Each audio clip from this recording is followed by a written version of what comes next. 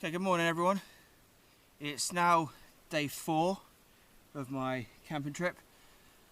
It's about 9 o'clock in the morning and I'm about to set off along the loch back towards Cannock from here. The midges are an absolute fucking nightmare. But what I'm going to do before I set off,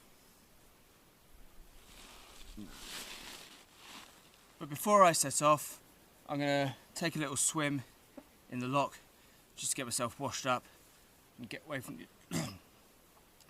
from these midges for a bit.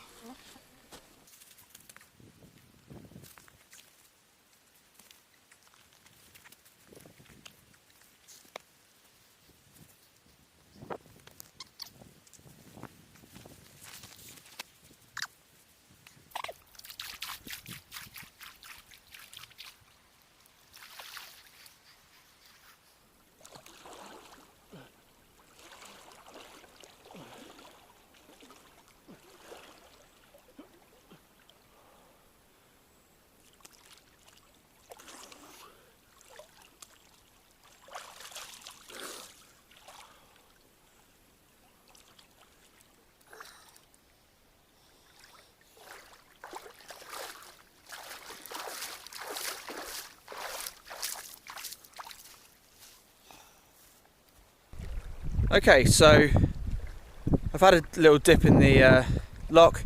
It was nice, really nice actually. The water wasn't that cold, it was cold but quite refreshing actually. So yeah, had a nice wash and now got the raft out and I'm about to continue the next leg of the journey.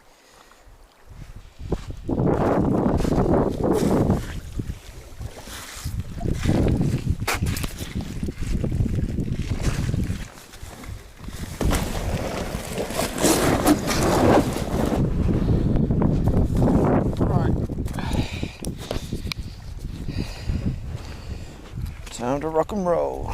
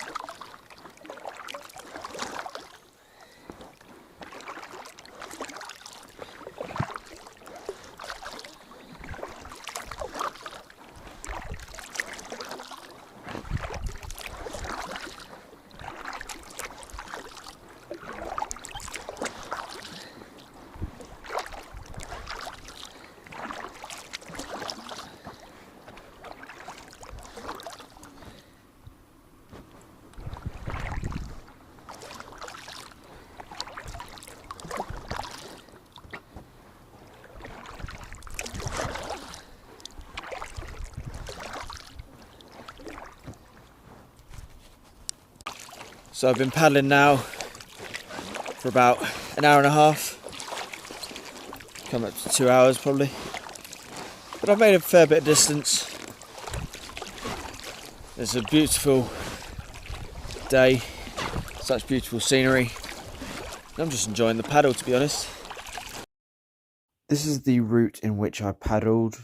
This whole journey took approximately 2.5 hours in that region, and I came to a point where it was suitable to stop. Okay, so for the last probably 2.5 hours I paddled from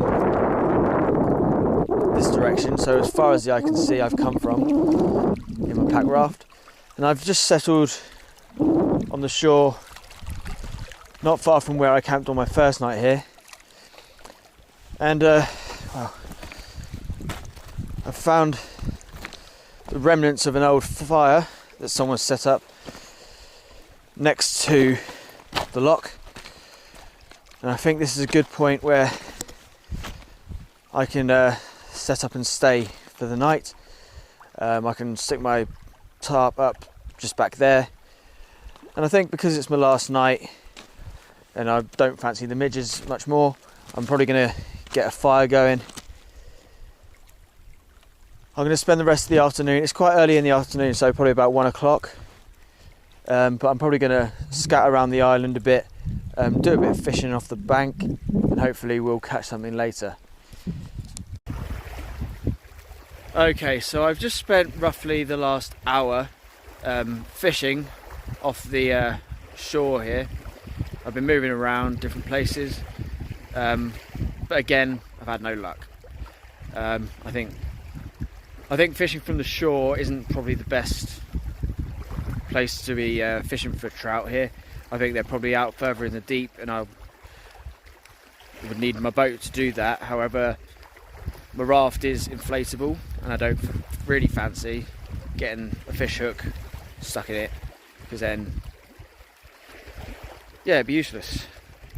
But instead of that, I'm just going to head back into the land a bit now and go scavenging for bilberries. So yeah, let's go. And it didn't take me long at all before I've come across some bilberries. Oh yeah. Do you see what I mean? They are literally everywhere. And I'm literally just walking along, grazing on them.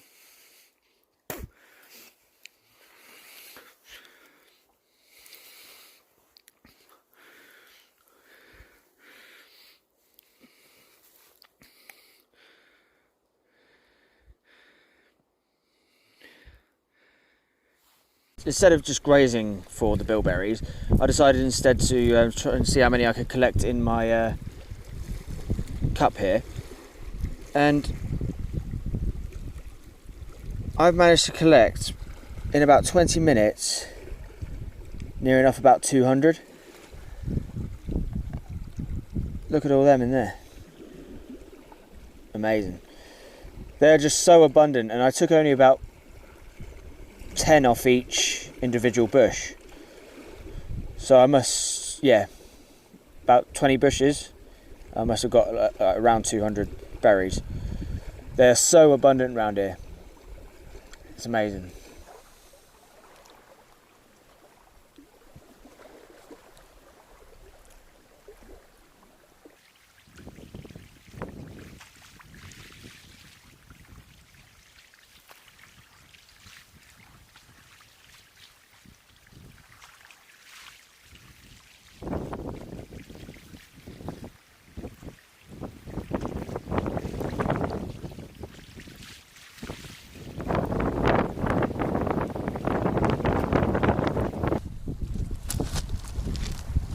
And as you can see, my hands are absolutely stained in them.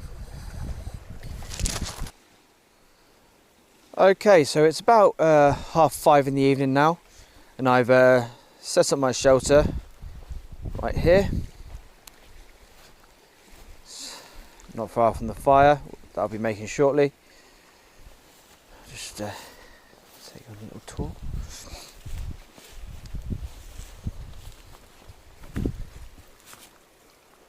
So here's the shelter, all nice and tight and set up. The wind's mostly coming in from this direction, so yeah, it's nice and tight, protecting me from the wind. And you'll be able to see, like, when I wake up in the morning, my view will be this. Stunning.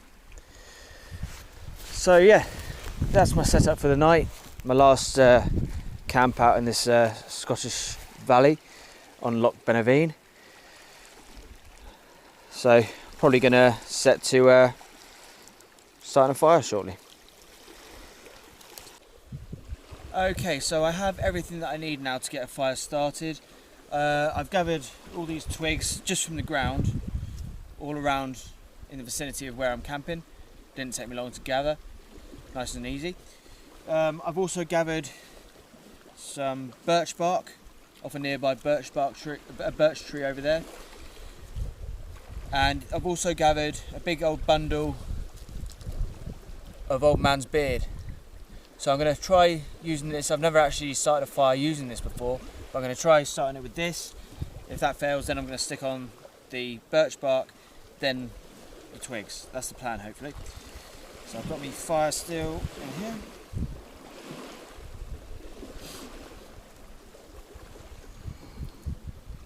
So that goes in there.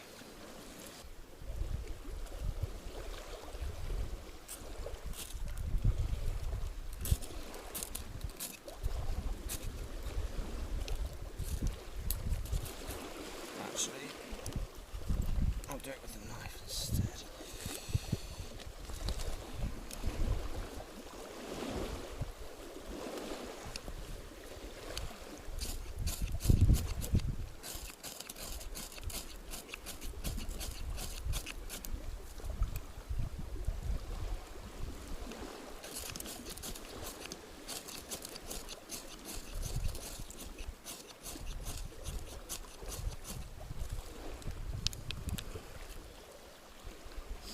Okay, this old man's beard isn't going up as I'd hoped.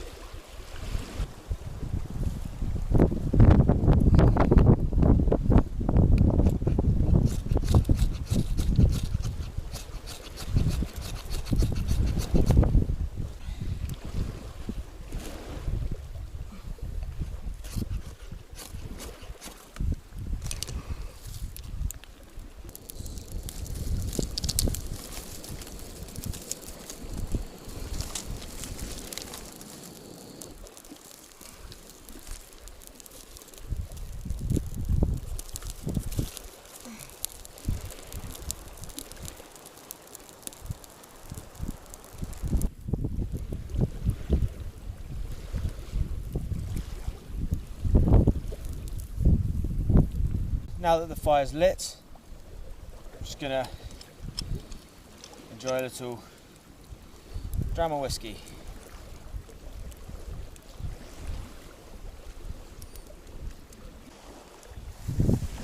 Okay, so as it is the last night and I haven't made any yet, what I'm going to do now is make some bannock bread. So what I have here is a portion of bannock ingredients that I prepared before coming. So it's just 250 grams of flour and 2 teaspoons of baking soda. So what I'll do is I'm going to first of all just stick it in my billy can.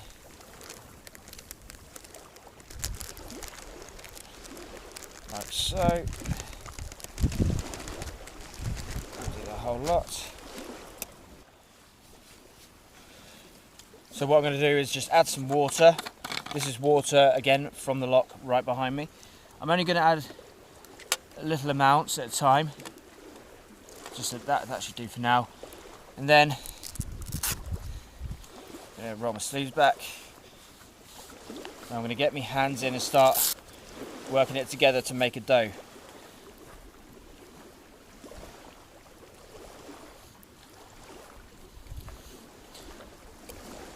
So I'm mixing it together.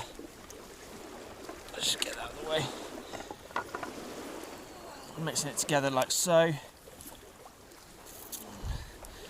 squeezing it, getting in all the corners. Your hands get in a bit of a mess doing this, but it's not too bad because I can wash them off in a second when I'm done.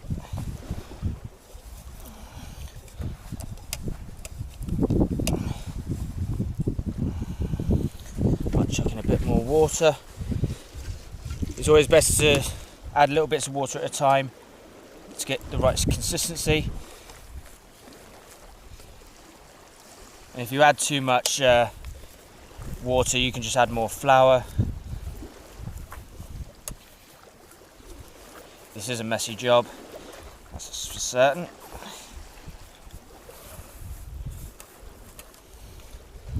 Just peel that off. As you can see, my hands are caked in the stuff, but it's already forming a dough nicely.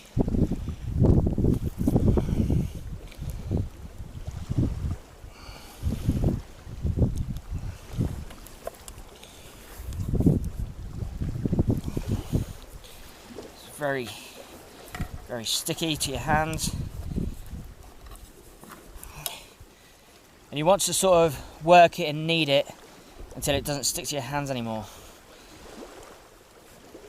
So I might add more water for now.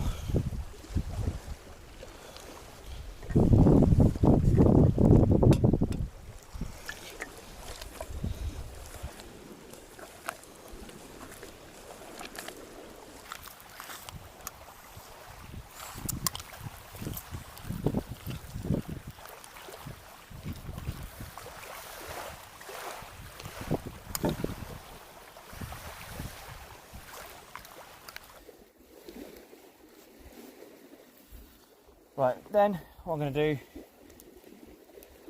I'll take my pan, which I'll be frying this in. I've got some olive oil here. I'm just going to oil up the pan nicely. Give a good, generous oiling. And then spread that around a bit with your fingers so the whole pan is covered, like so. Right. Now I'm going to get the bannock dough. Again, here go with the dirty hands. I'm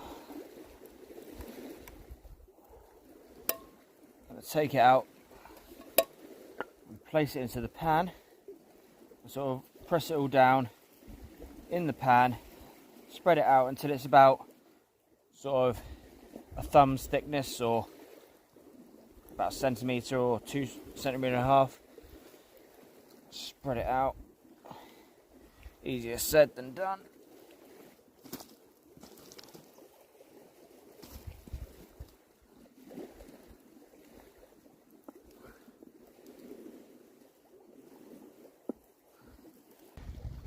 So the bannock is now on the fire. I'm giving it about 5-6 minutes on this side until the bottom hardens up, and then I will flip it and do the same again. I'm now going to lean it like so the top is facing the fire, just so that dries up, so that I can get a hand on it to flip it over without getting all the sticky ingredients on my hands again. So I've just flipped it after about 5-6 minutes, and that's what it looks like on the bottom side. So I'm going to give the other bottom side now another 5-6 minutes. Then I might flip it once or twice again, but then it should be done. Here is the finished result. As you can see, it's nice and crusty on top. Got a little burnt on the bottom, but that can be scraped off, no worries. I'll leave it to cool for a bit, leave it to finish cooking inside, and then I'll get to eating it. Okay. So it's now time to eat the bannock. It's traditional to break the bread rather than use any knife or fork or anything like that with it. Campfire breads are always traditionally been eaten that way. It's where the term breaking bread comes from. So let's have a go. Oh, look at that. Bannock with a bit of grass.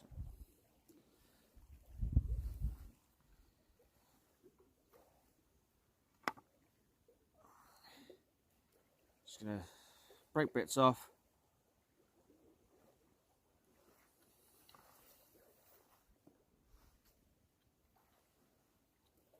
That's really nice. I added sugar to this one to make it nice, a sweeter version. You can add salt to make an ordinary sort of bread.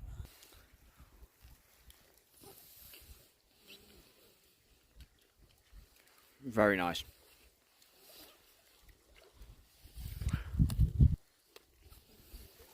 There's quite a lot of it for the ingredients that were included. Okay, so my fire's about to go out. I'm not going to go gather any more wood. I'm just going to let it burn itself out. And the sun's going down now. The sun's pretty much gone down. So it's probably going to be bedtime. So I'll see you in the morning.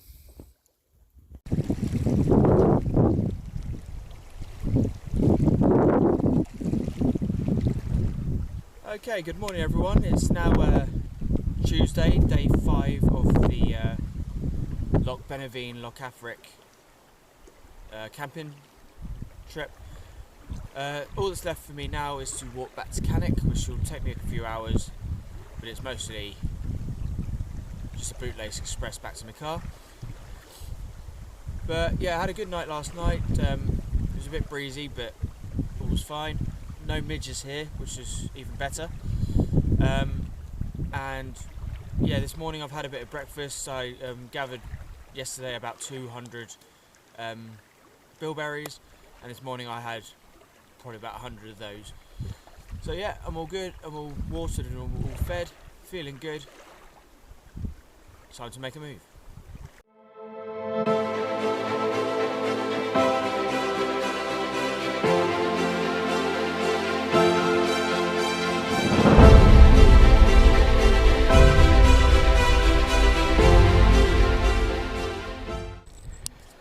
So I was last here 4 days ago, 5 days ago even, wondering what to expect. Now I'm looking back down there, thinking that I've travelled the entire distance that you can see, and I'm just having one last look at the place I've called home for the last 4.5 days. Such a gorgeous place.